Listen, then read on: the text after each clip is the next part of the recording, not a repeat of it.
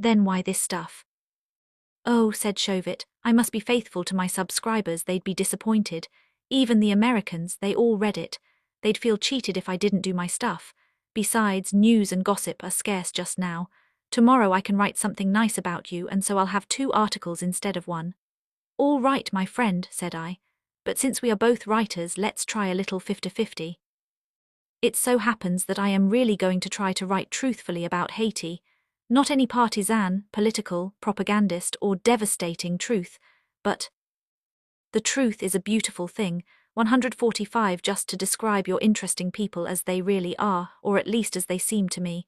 I'm not down here to attack the occupation, and I'm not down here to defend it. I'm not interested in politics, I'm interested in people. Fine, said Chauvet. It's a good idea if you're not lying. You must let me know any time I can help you. During the next 2 hours Ash pay Chauvet, and I consumed a good many rum cocktails there on the terrace beneath the palm trees. I doubt, despite Omar Khayyam and the Latin proverb, that any profound philosophic truth has ever leapt from the wine cup, but I do believe that convivial drinking occasionally promotes the uninhibited expression of opinion. I believe that I may have learned more from Chauvet that afternoon concerning the real feelings of many upper-class Haitians toward the Americans in Haiti than I could have gleaned from 1,000 formal reports or more restrained discussions. The Americans have taught us a lot of things, Chauvet was saying. Among other things, they have taught us that we are niggers. You see, we really didn't know that before. We thought we were Negroes. Now I, my friend GM Enfish Genian Fujien fout that I am a nigger, I laugh and grow fat. For me such things are comedy, but for others who are more easily hurt than I, these things are not always so comic. Chauvet paused, his face clouded. For the first time that afternoon he was serious. You understand French, of course, he said to me. Perhaps I could explain this matter to you. I can't do it in English because I have lost the psychology of speaking seriously in English. I am always ragging and kidding. A by N are laws, Chauvet continued in a wrench. There was more than a difference of tongue, however. It was as if a different man were speaking. When the Americans landed in Haiti 12 years ago, there existed in our cities a free, proud aristocracy. The tragic comedy 146 guarded ourselves as human beings like any others. We were masters in our own land, and no whites who came to our country could prosper or be happy here without accepting us as such. This condition had existed for more than a century, almost as long as the life of your own republic. The homes of our so-called elite, our intellectuals and higher bourgeoisie, equaled in refinement those of the best European countries. Our culture was in the French tradition. Our sons in many cases had attended the French universities, our daughters the Catholic convent schools in France, and this, my friend, in many families, for a number of successive generations. Our homes, our clubs, our social life were like those of any other civilized country. White foreigners who visited or settled in Haiti were received as guests in our homes, frequently married among us. If you have read French books like that amusing volume Au Pays des Généraux, or books like L. Harrison's Scena written by our own native satirists, you may think I am exaggerating this picture. But with these, though they have sometimes made us squirm, it has been like Alphonse Daudet poking his fun at the Meridionals. We have had our tartarins, also our comic opera generals, our foibles, our ridiculous side, but those Europeans who have exploited them in literature or laughed at them in life have never injected the wholly different element of social-racial contempt. No, it remained for the Americans, first the Marine Corps military occupation and then the treaty civilians, to inflict upon us that insult in our own free land. And it has been more than a matter of hurt pride. It has brought something shameful. It has made many of us ashamed in our hearts of our own race, ashamed of our birth and of our families and of the blood that flows in our own veins. For not all are strong enough to laugh and say, "Gien fiche," as I do. Chauvet was still enlarging on his theme when Ash. The truth is a beautiful thing. 147 pays 18-year-old daughter Elsa, blonde, popular debutante of American society in Port-au-Prince, cantered up the driveway and leaped off her pony. Chauvet had been saying that American women in Haiti were worse than American men, that while certain officers and important civilians maintained at least a pretense of politeness, even sometimes cordiality, the wives and daughters of these same men in most cases held themselves contemptuously superior. So Miss Elsa's arrival at that moment seemed to me especially interesting. The three of us arose as she came smiling up the steps with a "Hello, everybody," hugged her father. "Hello, Shovit, I'm just down from Kenskoff. Gee, what a change in the temperature. You ought to ride up there oftener, you wouldn't be so fat." She shook hands with Shovit and said, "How do you do?" to me more formally. We had met only once before. Would she have a cocktail? No, thanks, what she wanted was a shower. She chatted a moment and was gone. I looked at Shovit. It had all been so entirely casual. It had been more casual than if she had sat down with us for a cocktail she didn't want. It seemed to me that she had treated Shovit neither as a Negro nor as a white man, but simply as a human being like any other. In my mind, I was quoting Shovit's own phrase against him, and he knew precisely what I was thinking, though I said nothing. Shovit grinned, accurately reading my thoughts, but as if he felt that the joke, if it could be called such, was at my expense rather than his own. "So, I am a liar again, do not be deceived, my friend. Elsa is no typical American. She is scarcely an American at all. Madame Davis, her mother, you know, is a lady, most gracious and highborn, from the land of Ibsen and the reindeers. Ash Pay Davis here is an American, a robber of oppressed peoples, a bloody capitalist. He will steal our whole Artibonite Valley maybe, but meanwhile he is charm. 148 The tragic comedy Ing, a civilized gentleman of the world. Now let me tell you a real joke. On this entire island, there are perhaps 8 or a dozen American women who meet our Haitian elite without contempt or patronage. And these same 8 or a dozen are perhaps the only American women on the island who, when they return to their native America, are at home in their own high society, Newport, Bar Harbor, Park Avenue, yachts in the Sound, boxes at the Opera, snapshots in the rotogravure sections, and prize pups at the Madison Square Garden. The biggest joke of all is that one of these ladies is Madame John Henry Russell, wife of the High Commissioner, Madame la Generale. She that lady, she is what you call international society. She is at home in Mayfair, she is at home in the palaces of Chinese mandarins, and she is at home here. Ul SN fiche the color lines drawn by American women whose social experience has been previously limited to Marine Corps posts and their own small towns in Alabama or Nebraska. It is said more often by the Americans than by us that Madame Russell, because of her high official importance, is being diplomatic, and of course she is, but that doesn't mean she's hypocritical. Anyway, Haitians like her, and despite my own noble patriotic efforts to have General Russell and his whole damned Marine Corps thrown out on their leather necks, I think we'd all be sorry to see Madame Russell go. But it is a grand joke, isn't it? The General's wife invites us to tea and finds us charming, but the sergeant's wife or the captain, who maybe did her own washing at home, is our social superior and would feel herself disgraced to shake hands with any nigger. Do you wonder that I say GMN faut de tout far, that I find it ironic?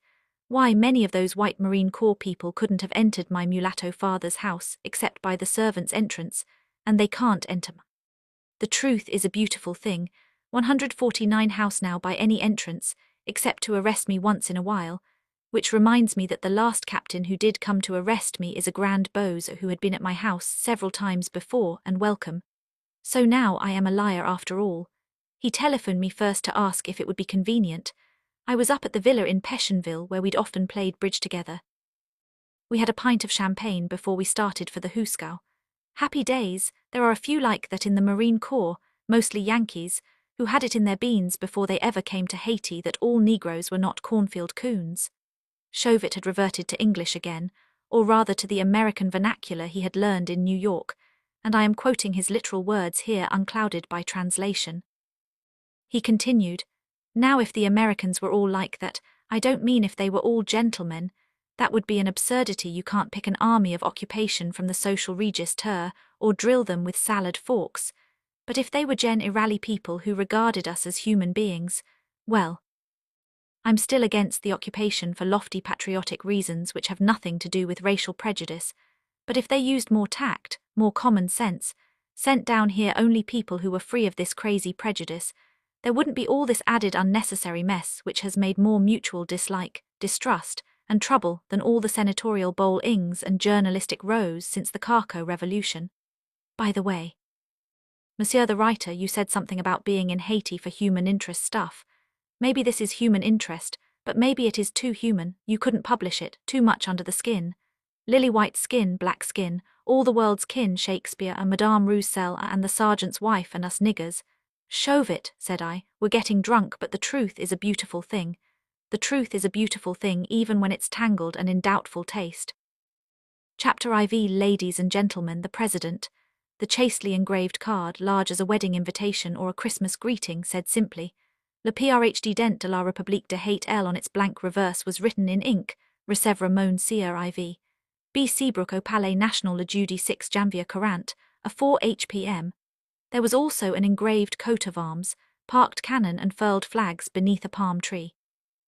My waiter said only 3:30, so I decided to improve the interval by dropping in for a moment at Marine Brigade headquarters to confirm a guinea hunting engage, meant with some of the gentlemen whose armed presence in Haiti, sitting on the lid, is perhaps the reason why the local artillery remains peacefully parked beneath a palm tree. Of the 6 presidents who had succeeded each other somewhat rapidly just prior to our intervention, one had been blown up in his palace, one poisoned, one assassinated, another torn into little pieces. The brigade was installed precisely in the old Guillaume Sam Palace before whose gates, only 10 years before, a black woman had been biting chunks out of that defunct president's bleeding heart. It was only a 3-minute walk across the tranquil Champs de Mars with its bandstand, lawns, monuments, drill grounds and boulevards, to the handsome new presidential palais more permanently and safely inhabited by His Excellency Louis Borno. Past centuries, up a great white glaring stairway almost. The President, 151 as impressive as that at Washington, escorted then through superb corridors by an aide in glittering uniform, I found myself presently sitting all alone in a vast, bare salon, twiddling my thumbs. The interior of the palace seemed drowsy, quiet in the tropical mid-afternoon. Through a partly open door, I could see the marble flagging of what seemed to be a wide inner corridor. This angular section of marble floor framed in the half-shut doorway was flooded with sunlight. Presently across it a black shadow passed. At regular intervals this black shadow passed again. It was the head and shoulders of an American soldier, sharp, foreshortened on the sunlit marble floor, the silhouette of a shouldered rifle and fixed bayonet, a wide-brimmed U.S. Army hat, a Frederick Remington detail in chiaroscuro.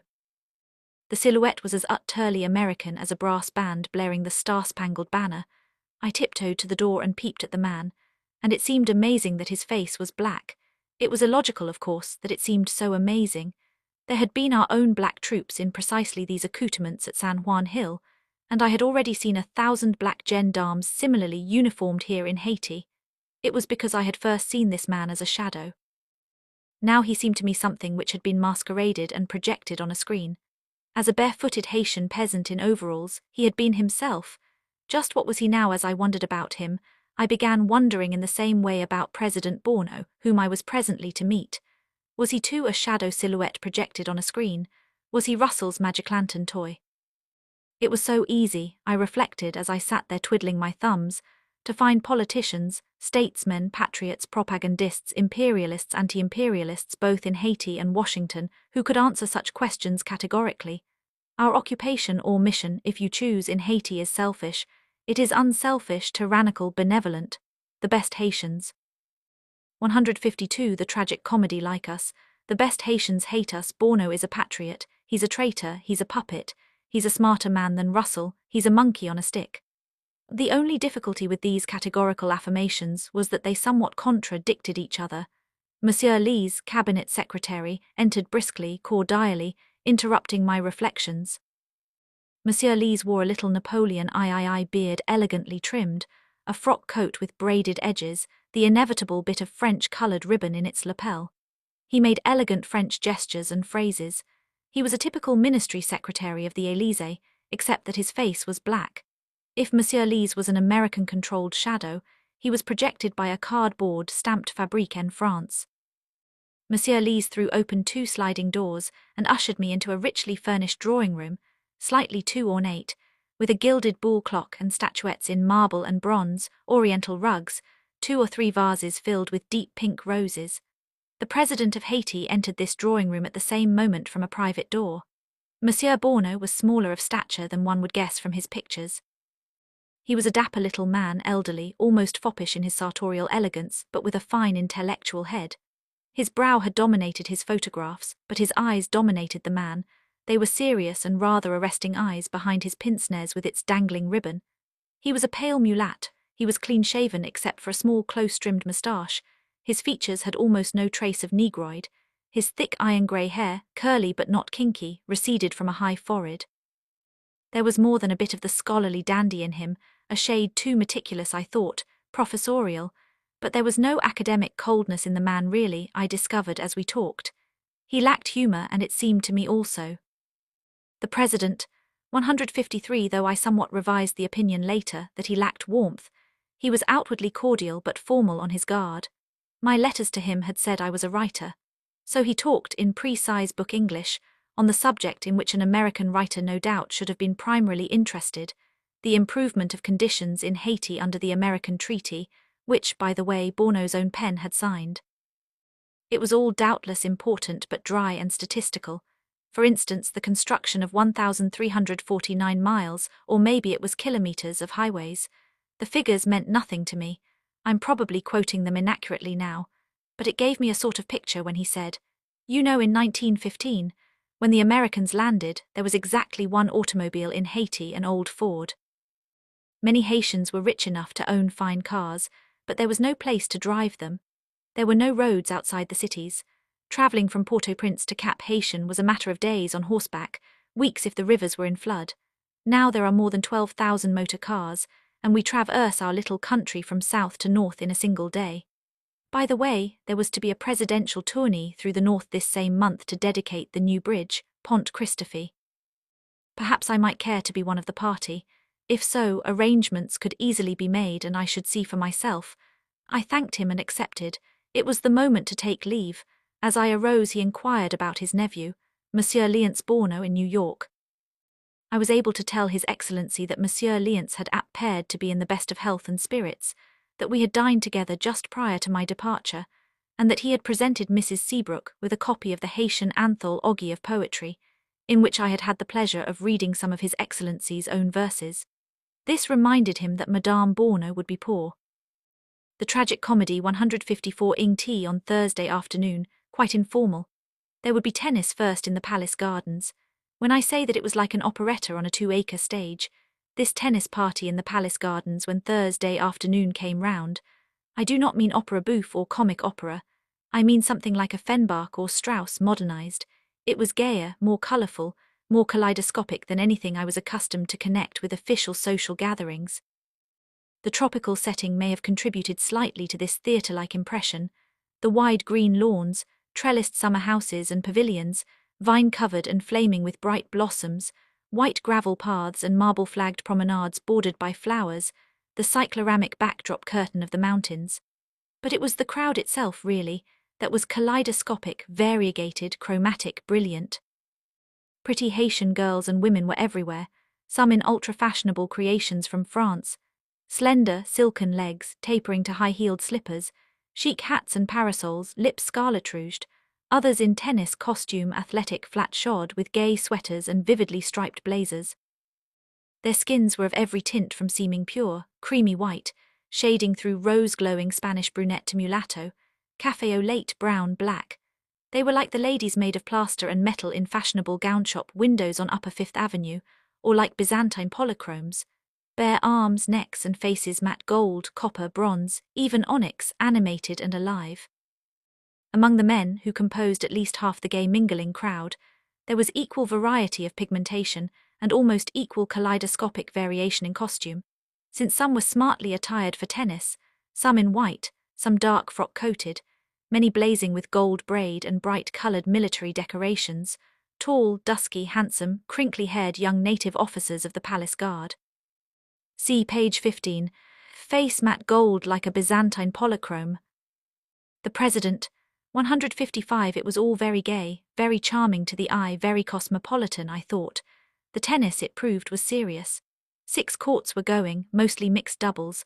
Long rows of chairs placed irregularly, comfortably on the lawn were filled with ladies watching the play. Men and some of the young girls who were garbed for tennis sat on the grass.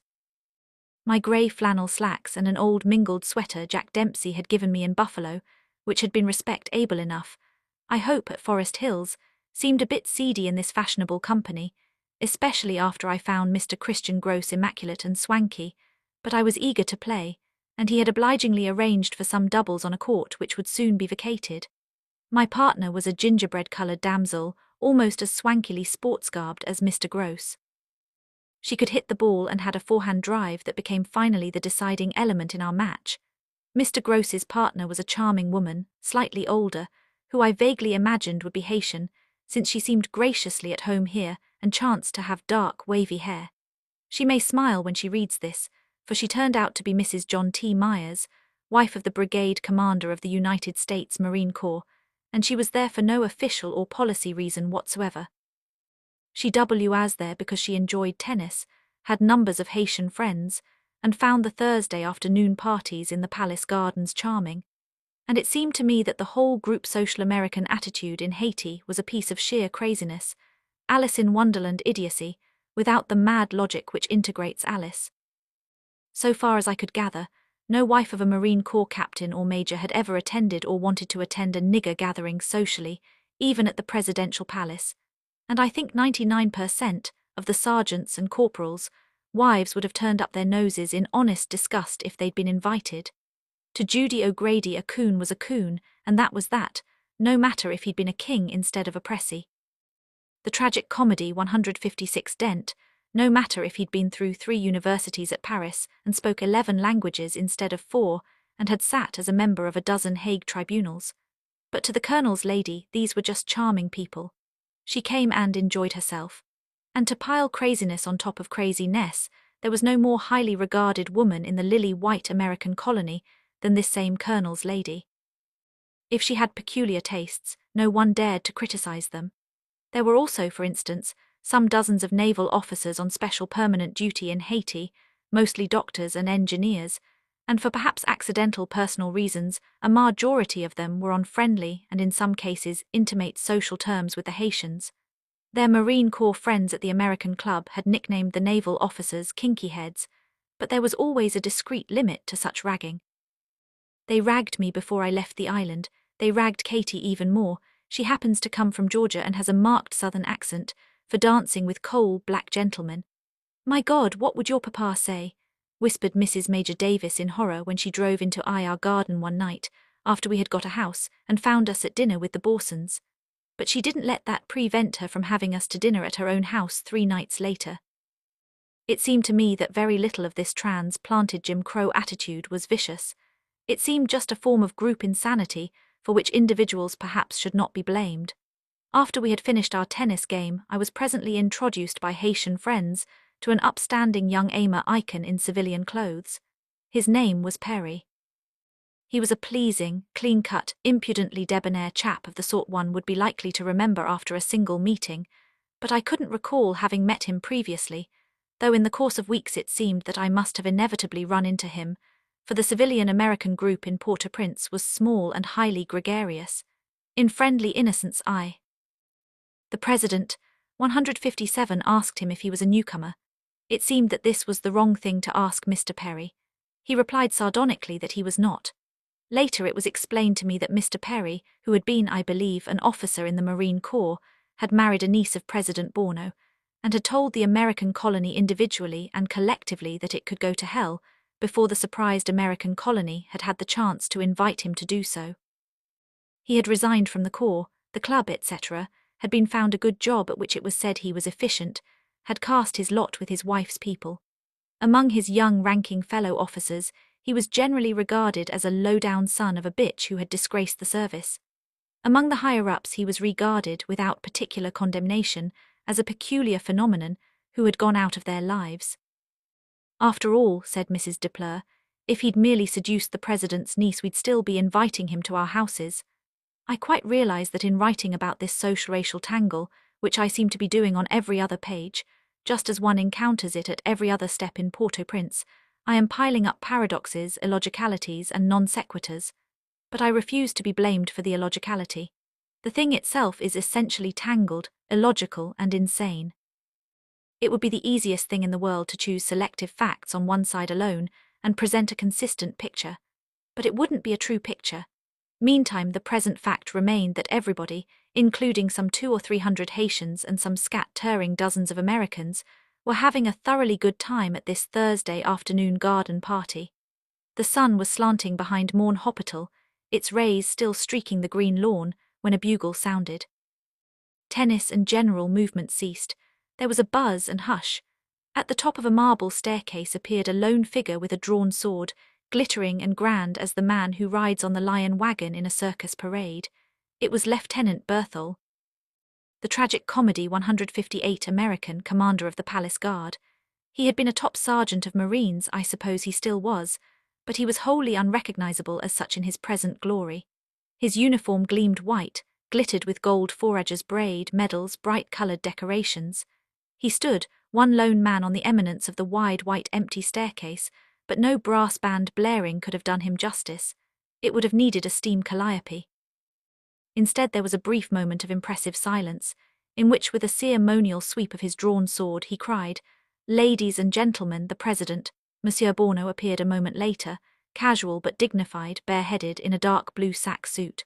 Preceded at some 10 paces by Lieutenant Berthel, he strolled down the staircase chatting with 2 members of his cabinet, one very black, the other mulatto. Some half-dozen or more ministers, politicians, bureau functionaries followed, talking in little groups. The crowd stood formal and quiet, the military men at attention, some of the young women curtsying during the President's progress down the wide pleasance, but arriving on the lawn near the tennis courts, all formality was dropped. He chatted right and left, signed the players to go on with their play. The whole garden was again animated. A quarter of an hour later, the scene became again somewhat formal, as the crowd followed him in procession up the staircase into the palace. Huge reception hall held the 200 or 300 of us without making a crush. Madame Bourneau, plump, mid-DLE aged, happy-faced, pale mulatto, rather pretty in a frock of pale brown georgette with pearls, sat beside a large tea table where a bevy of young mademoiselles poured tea for those who came and asked for it, and offered tiny sandwiches, cakes, macaroons. Butlers and servants, liveried in English style, circulated everywhere with trays of champagne. In a far corner there was a buffet, with among other things a decanter of 20-year-old Haitian rum, which the President, 159, tasted in tiny glasses with Ash Pay Davis and Freddie Cook. Perhaps a fourth of the guests were in their tennis clothes, disarrayed after hard playing, dumping their rackets in an anteroom. It lent an agreeable, sophisticated informality to the occasion, as if all these people had gathered in pleasant surroundings primarily to enjoy themselves.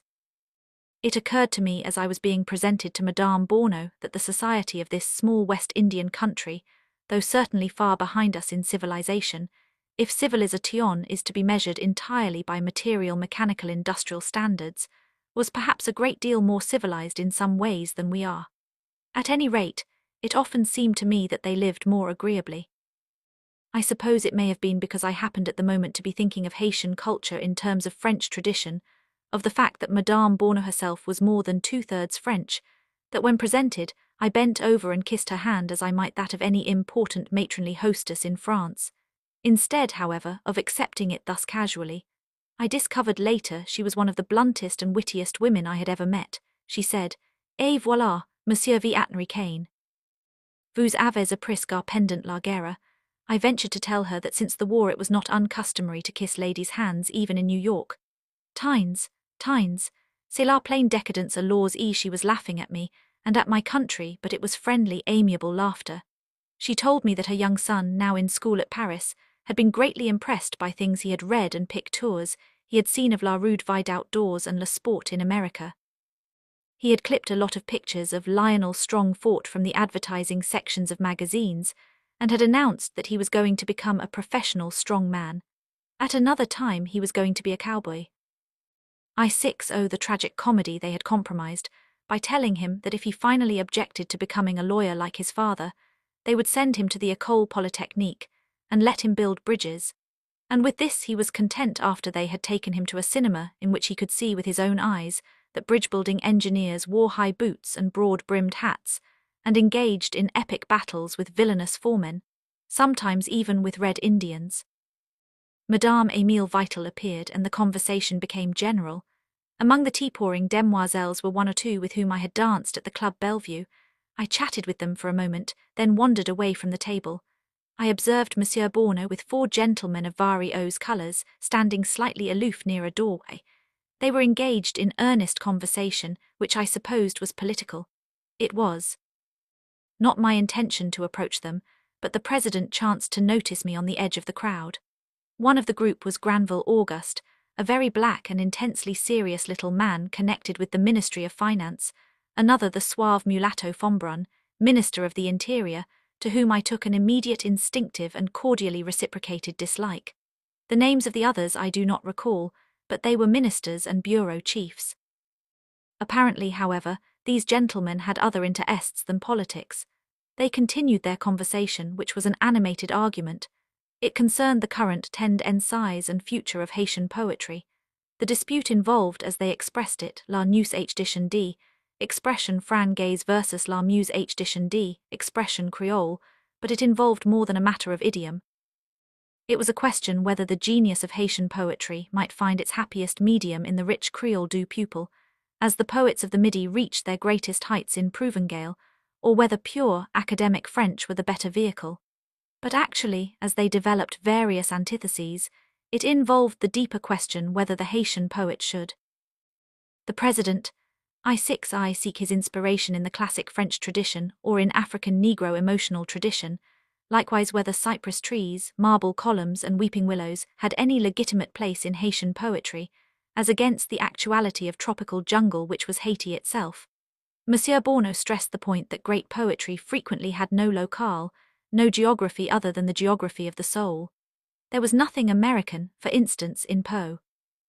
He admitted at the same time that Oswald Durand, the one sheer genius Haiti had produced to date, had done his greatest work in Creole, and that his genius was essentially a Negro genius.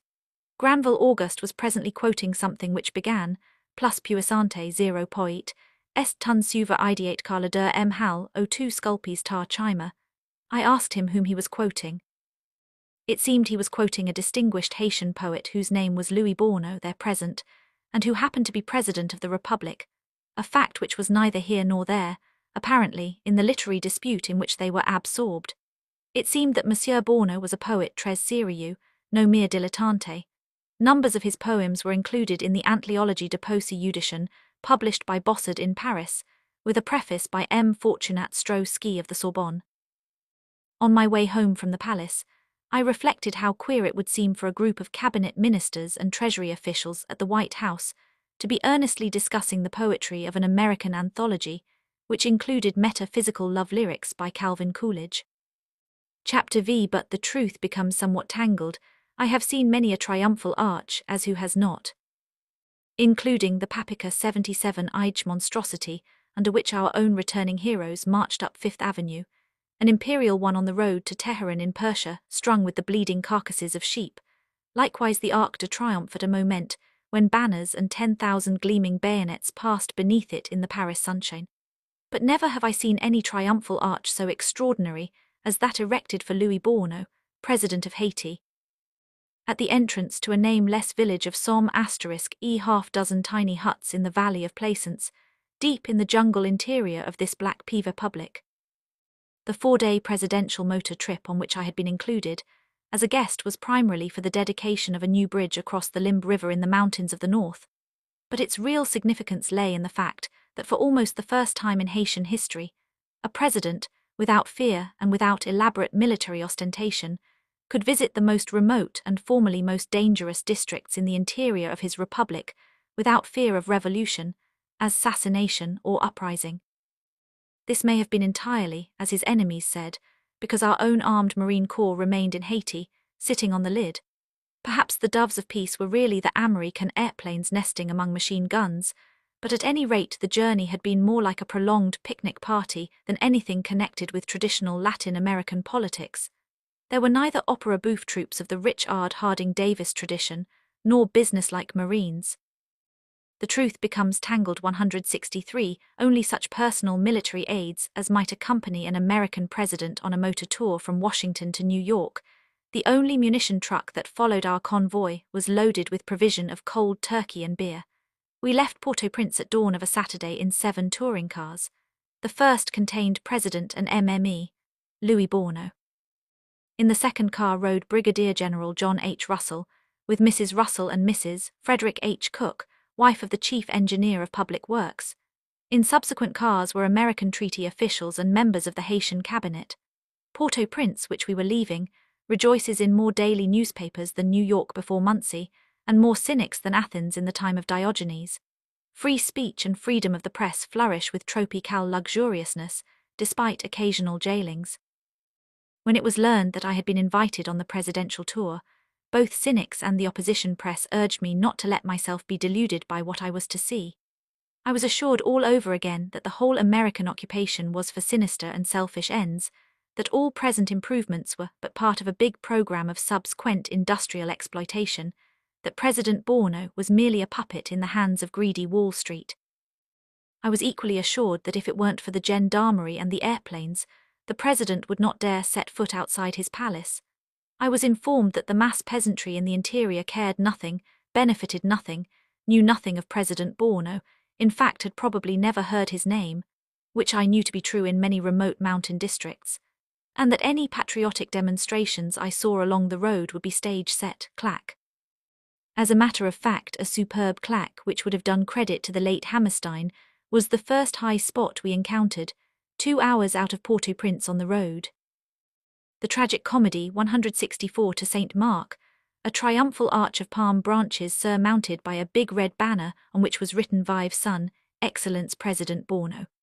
All the paid road workers of the vicinity, with their wives, grandparents, babies and wenches, were lined up on the roadside to shout Vive le President R as per instructions. That, at any rate, was just as the cynics had predicted. And this, of course, was not the arch which stands out so significantly in my recollection.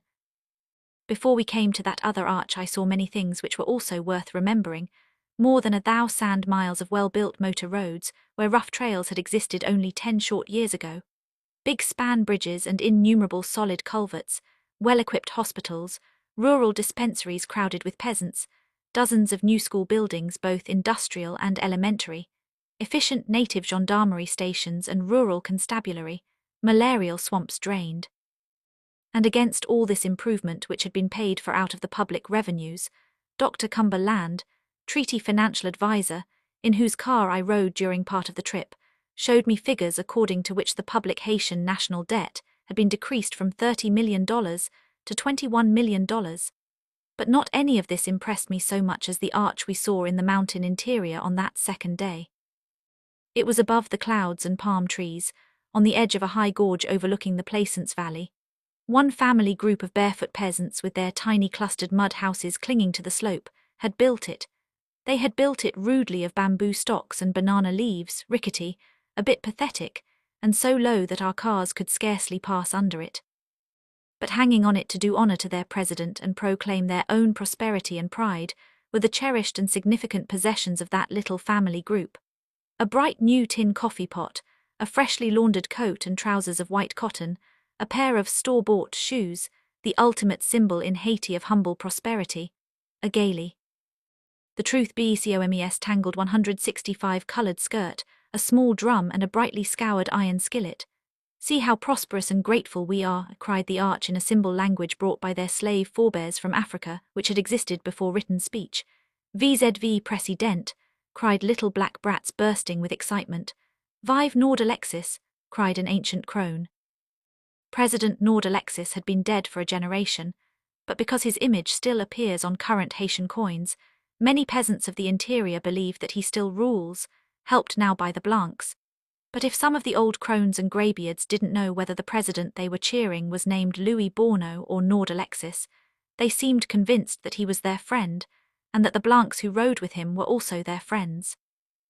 And they seemed convinced that there was a definite connection, however vague, between this new regime in which the Blancs figured and the fact that they had a new coffee pot. I wanted to get out and talk to the family, but we could stop only for a moment at this arch, to me so memorable. Next day, however, I was able to talk with a peasant of the same sort on a tiny farm near Hinch, in the great central plain behind the mountains, and near the new high road. The old black man with whom I talked wore blue overalls and fibre sandals. He could neither read nor write. He was like 3 million other peasants, men, women, children, except, I think, that his intelligence topped the average.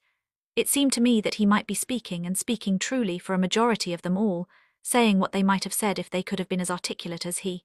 He said, 10 years ago this country was full of carcos, bandits, and there were no roads.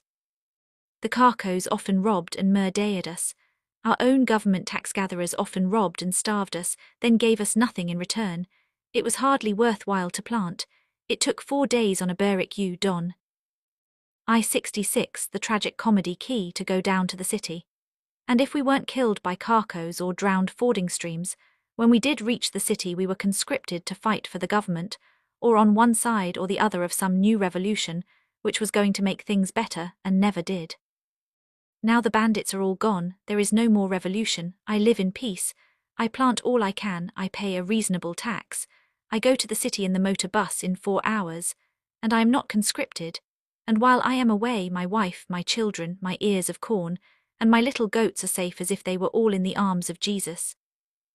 It seems perhaps a pity not to end this chapter here, but something forces me to recall the words of another grey-bearded Haitian, also the father of a family which lived in an ancestral villa on Turgot, a beautiful suburb of Port-au-Prince, with a small secluded public garden, great shade trees, singing birds, springs and fountains.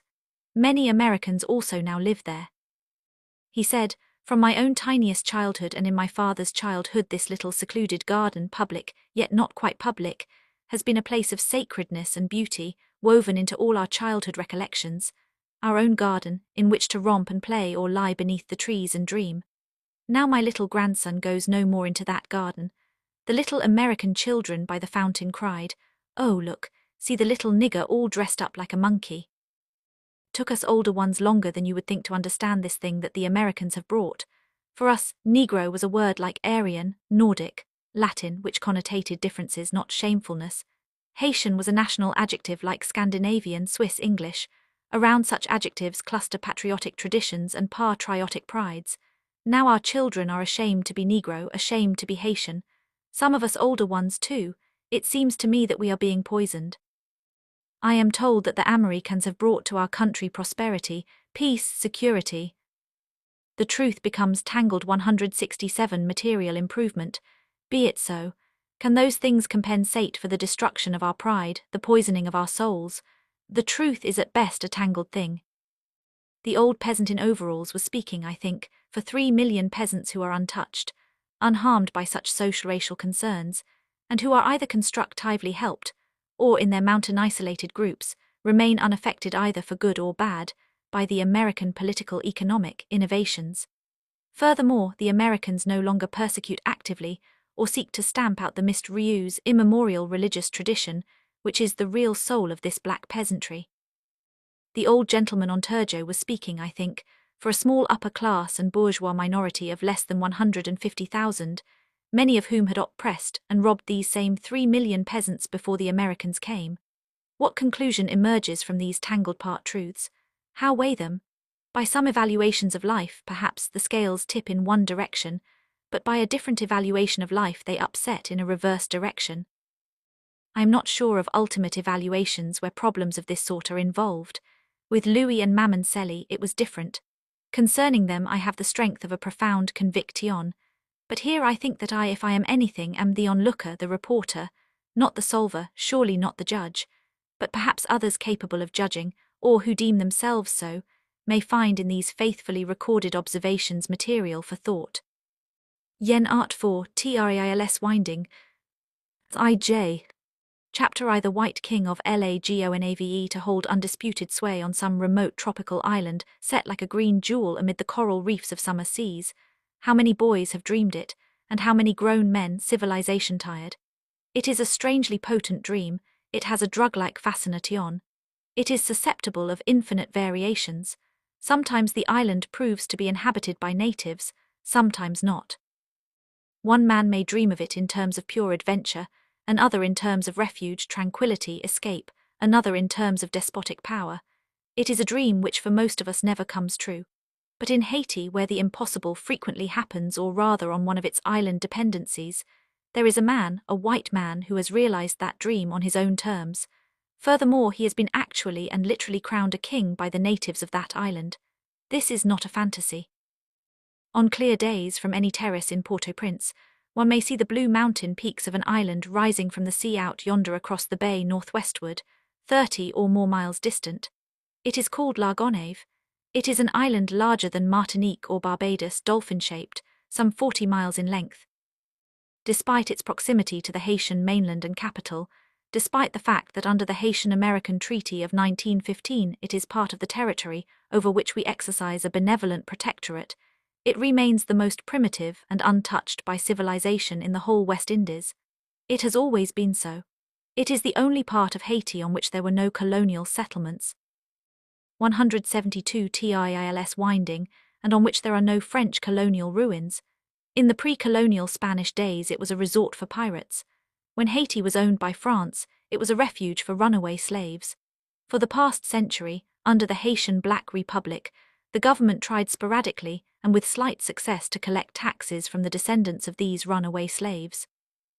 A number of years ago, at his own request, the American administration dropped from an airplane onto this island a Pennsylvania farmer boy by the name of Workus, who had enlisted in the Marine Corps and risen to be a top sergeant. They commissioned him a lieutenant of gendarmerie and said, "We'll send a plane over every month to see how you are getting along." They said also, "In 6 months, of course, we'll relieve you." This boy Workus, who had never set foot on La Gonâve, who had only seen it lying distant and mysterious out there across the sea, said, "If you won't let me stay there for at least 3 years, I don't want to go." It was a queer thing for him to say. They thought it was a queer thing for him to say, but they flew him over and left him. They sent the airplane monthly for his reports, and whenever he cared to, they let him fly back to spend a monthly weekend in Port-au-Prince. Usually he didn't care to leave his island. 2 or 3 months later, a rumor spread around the capital that the 10,000 blacks of the island had convened and crowned Workus king of La Gonâve. It was supposed to be a sort of harmless joke. Nobody on the mainland took it seriously, and Workus himself laughed about it in an embarrassed way when they saw him. He was a husky, efficient, dependable lieutenant of gendarmerie. His reports were always in perfect order, and tax collections on La Gonâve had already more than doubled under his administration. If the blacks out there childishly chose to call him a king instead of a lieutenant, what did his superior officers care about that? He was a good man doing a good job. The White King of LAGONAVE 173, and he has been there ever since. He is there today, the sole white ruler, the benevolent despot of an island inhabited by 10,000 blacks. He will be there, he hopes, for another 3 years. I had a letter from him only a few weeks ago. He is real and his name is Workus. If it would amuse you to get a letter from a king, you can write him, Lieutenant F.E. Workus, Gendarmerie de Haiti, Headquarters General, Port-au-Prince, Haiti. Please forward to La Gonâve. They will take it over to him when the plane goes on the 1st of the month, and I have no doubt he will find time to answer. These are the simple, understandable facts, as known to everybody in Haiti, of how Workus happens to be king of La Gonâve. It chances, however, that I am in possession of some other facts, literal, yet so fantastic in their implication that I hesitate to relate them. Astrologers, numerologists, dabblers in the occult, orthodox fatalist Presbyterians will be more interested in this phase of the story than will sensible readers. I feel, however, that it should be included, if only to show what mysterious tricks coincidence will sometimes play in the birth of incredible legends, in the creation by primitive peoples of kings and gods. In the year 1848, after Haiti had been for 30 years a republic, a Negro named Seabrook rose to power. He declared that the Holy Virgin had appeared to him in a vision, angel-winged, perched in the top of a royal palm, and had said, "You are destined to become a king, to rule over Haiti, Santo Domingo and the surrounding islands of the sea." Some months later, Seabrook, amid great pomp and ceremony, invested with scepter, crown and royal robes, was proclaimed Emperor of Haiti under the title of 174 TILS winding Faustin I. Why he chose the unusual name of Faustin, his story does not explain. With his royal armies he sought to invade Santo Domingo. This was exactly 80 years ago. In Bois Noir among the mountains of La Gonâve, there is an old, blind soothsayer, believed by his neighbours to be more than 100 years old. They say that long, long ago he lived on the mainland, and that he saw the Emperor Faustin ride off to war on a white horse, and that he always predicted Faustin would someday miraculously return. You can read about this Faustin I in the encyclopedias, And if you ever visit Port-au-Prince, you can see his jeweled crown and scepter in the vaults of the Banque Nationale. So much for the Black Faustin I. In 1894, in the town of Pittston, Pennsylvania, in the coal mining and farm district near Wilkes-Barre, a baby was born. The father was a German-American who had been a miner and also farmed. The mother, Anna Workus, was of Polish-French stock and a Catholic. When the priest came to baptize this baby, he said to Mrs. Anna Workus, "What name have you chosen?" And she said, "We cannot agree, we are going to let you choose the name." He baptized the baby Faustin. Workus tells me that up until the time he was 20, and even after he had run away to enlist in the Marine Corps, Haiti meant nothing to him except a vague name in the geographies which he had studied in public school. He had not the slightest intention or desire to go to Haiti. He just happened to be sent there. He might just as likely have been sent to China or the Philippines, or to have been stationed in Philadelphia. Only one thing remains to be added to this digression, before I bring this story of Workus and his island back to solid earth again. The blacks of that island, when speaking of Workus, sometimes refer to him as Lee T.P. Vinny, he who was to come. The White King of LAGONAVE 175, there was no mystical nonsense about Workus himself.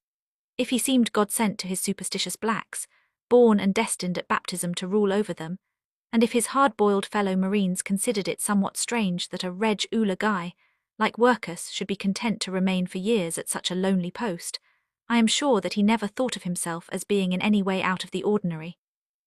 Yet he was out of the ordinary in more ways than one. I learned this before I ever met him. It so happened that I had been in Haiti several months before I heard of Workus. Then one of the treaty officials told me about him, suggesting that since I was studying primitive peasant life, his island would be a good place for me to visit. He was sure I'd be welcome, but when he saw how interested I was, he took the trouble to have a message sent over. Workus sent back word that I could come any time I pleased, stay a week or a month as it suited me.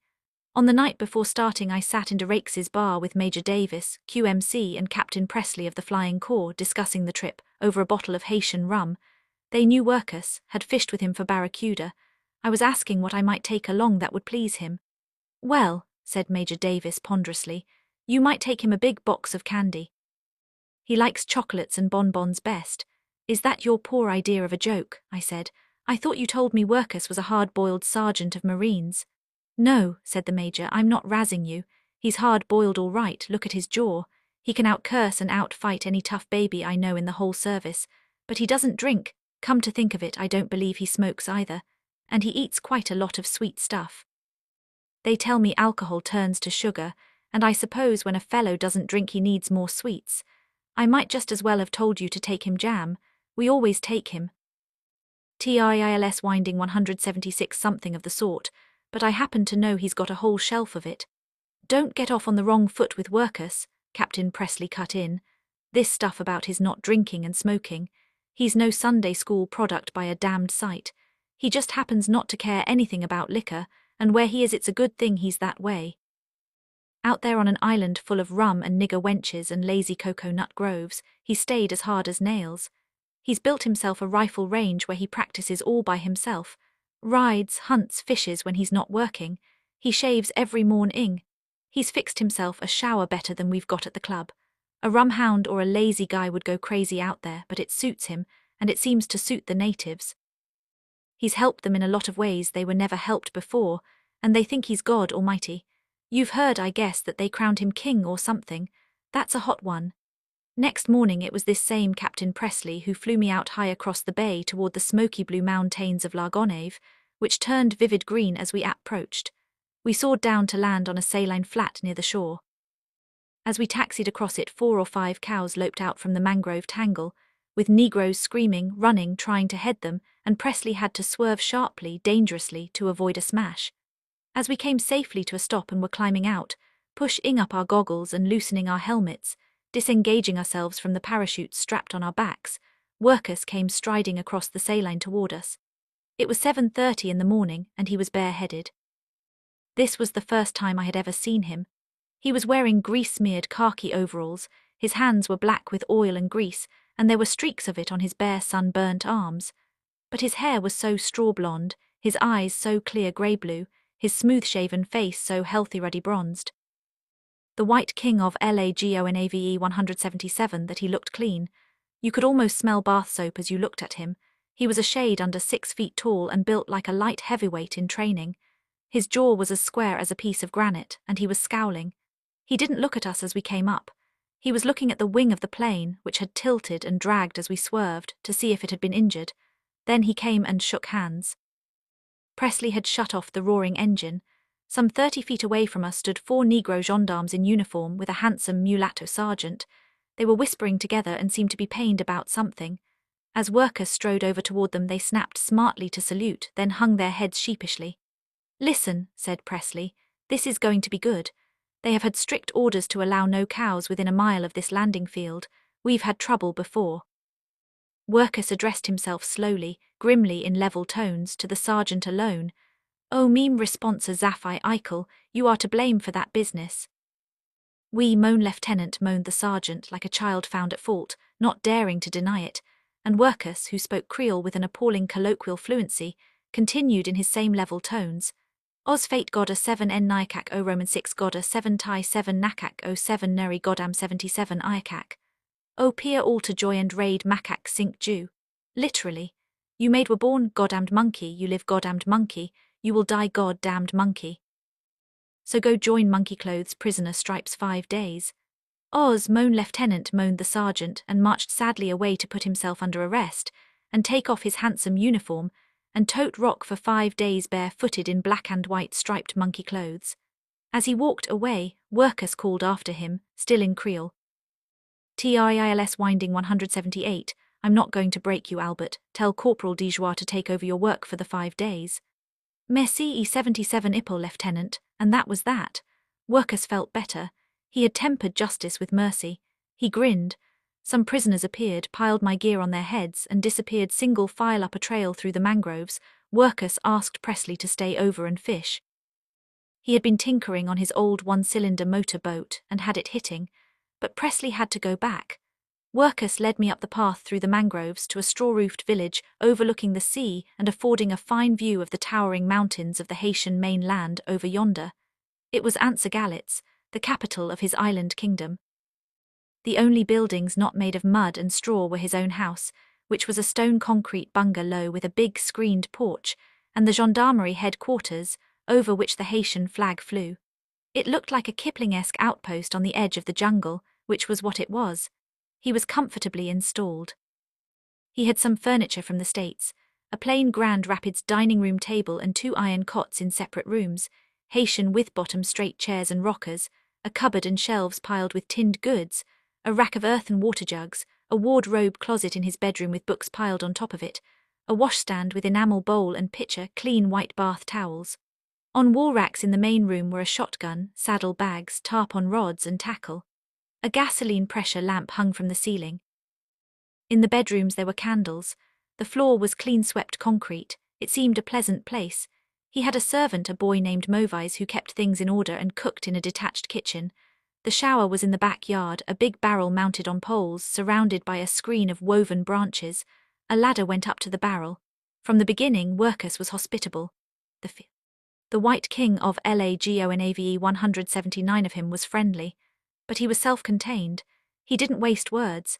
He was evidently not the sort of man who talked a great deal or gave confidences on first acquaintance. He was waiting, I suppose, to get the feel of what sort of animal I might essentially be inside. He opened slowly. I think he was somewhat relieved that I was not a highbrow. When he found that I could speak Creole, that I had been a good deal in the mountains on the mainland, that I liked to fish and wear old clothes, I could feel that he was beginning to feel it would probably be all right. These things sound like nothing at all, but when 2 men who have never seen each other are going to live together intimately marooned for weeks, such things take on an importance. I didn't mention the king business. He could tell me about that if he would in his own good time. We fished the first afternoon and killed 6 barracuda. I had never fished for barracuda, but it was the same thing more or less as fishing for tarpon. The tackle was the same. But once gaffed and in the boat, you had to look out for their wolfish teeth, which could take off a hand at the wrist and had been known to do it. Workus and I began slowly to get better acquainted. I asked him about the boat, which was old but 20 feet long and seaworthy. I asked him if he ever went to Port-au-Prince in it, and what sort of boats the natives of the island had. I had got the impression that his only connecting link with the mainland was by plane. That was a matter of convenience, he said. It was 42 miles from Antsa to Port-au-Prince. The planes made it in less than half an hour. It took him between 8 and 9 hours to do it in his boat, so he made the boat trip only once or twice a year to have it overhauled. The natives had lots of boats, crude sailboats, in which they fished and occasionally went over to the mainland, but when the winds were wrong it sometimes meant 3 or 4 days for the round trip. The gendarmerie had given him his motor boat. I-80TILS winding so that he could make monthly inspections, circumnavigating his island of his 6 tiny gendarme stations in its principal coast villages. He would take me along on one of the trips, he said, if I cared to go, but this coming Saturday he thought I might see more, and enjoy it more if we took a horseback ride up into the hills. The rapid change in landscape was astonishing. Antsa was sun-baked, yellow with its mud walls and straw roofs rather barren.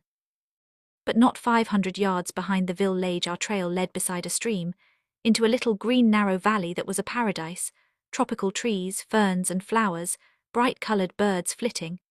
Where the stream widened to a shallow basin, we came upon a group of girls and women, some naked, some in loin-cloths, the streaked sunlight playing through the palm branches on their black, smooth, shiny skins.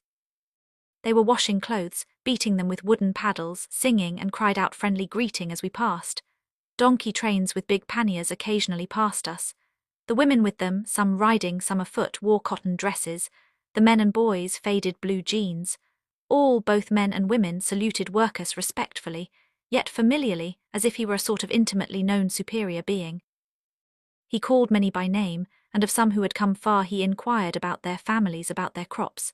A number of times I heard him use the phrase, D2S7 June Bonjour PV Moms, tell your people good day for me.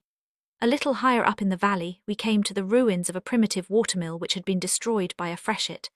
In the clearing just up the hillside stood a new building, with cows grazing, poinsettias flaming at the fence gate, other signs of prosperity.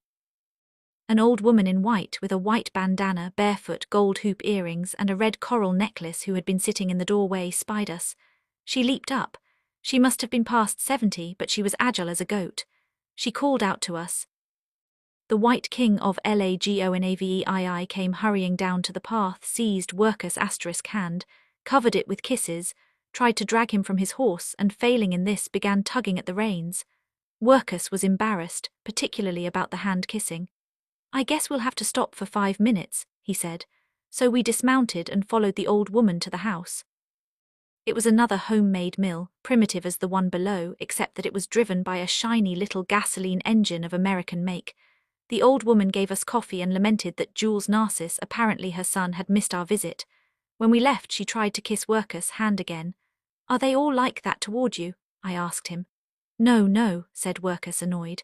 I gave her son a little help once and she can't seem to forget it. She's getting old. It was from the son, Jules Narcisse, on a subsequent occasion and Workus not present, that I learned the story of the 2 mills. 3 times in 3 successive rainy seasons, torrents had wrecked the mill below, and he was prepared to give up when Workus advised him to borrow money, bring an engine over from the mainland, and put his mill up on the hillside. Narcisse had a brother who believed himself to be a mason and who professed complete ability to set the engine. But he built the concrete base out of true, and the belt kept flying off, so they went in despair to Workus, wailing that the American engine was no good, and Workus went up to take a look. It was terrifiant. Monsieur, Narcisse told me, it was terrifiant what the lieutenant said and did. My brother and I fled from his curses and observed him from the door. He seized a crowbar and we thought he would destroy the engine, but he smashed only its base, and then he went away telling us nothing, heaping on our heads awful curses. But, monsieur, he returned, on that self-same day he returned, and he had taken off his uniform as when he works upon the boat. I-82TILS winding behind him came men bearing new bags of